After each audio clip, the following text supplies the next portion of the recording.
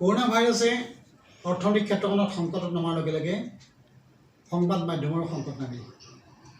অসমৰ সংবাদ জগতখনত যথেষ্ট অনিষ্টকৰ কিন্তু পৰিৱেশ সৃষ্টি হৈছে আৰু এই ক্ষেত্ৰত সংবাদ পত্ৰৰ লগে লগে যিবিলাক সামাজিক মাধ্যমবিলাক যিটো ছ'চিয়েল মিডিয়া সেইটো আগবাঢ়ি আহিছে।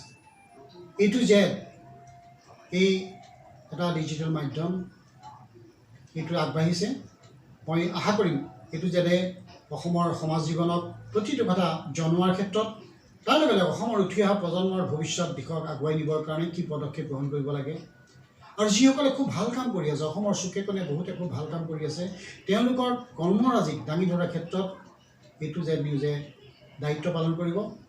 এই ক্ষেত্ৰত জড়িত প্ৰতিগৰাকী সাংবাদিক আৰু ইয়াৰ লগত জড়িত যিসকল লোক আছে এই প্ৰতিষ্ঠানটোৰ সকলোকে মই শুভেচ্ছা জনাইছোঁ আৰু এইটো যে অসমৰ বহু কৰিবলগীয়া আমাৰ কাম আছে বিকট সংবাদ জগতখনত আৰু মানুহে মানুহৰ কাষ চপাই অনাৰ ক্ষেত্ৰত, বহল অসমীয়া সমাজখন গঢ়ি তোলাৰ ক্ষেত্ৰত, জাতীয় সমস্যাবিলাক সমাধান কৰাৰ ক্ষেত্ৰত, তাৰ লগে লগে উঠি অহা প্ৰজন্মক এটা নতুন দিশ দিয়াৰ ক্ষেত্ৰত আমি সাংবাদিকসকলে মিলি এটা শক্তিশালী পদক্ষেপ গ্ৰহণ কৰিব। এইটো যাতে পৰা মই এইটো ক্ষেত্ৰত বিশেষভাৱে আশা কৰি সকলোকে মই শুভেচ্ছা জনালোঁ।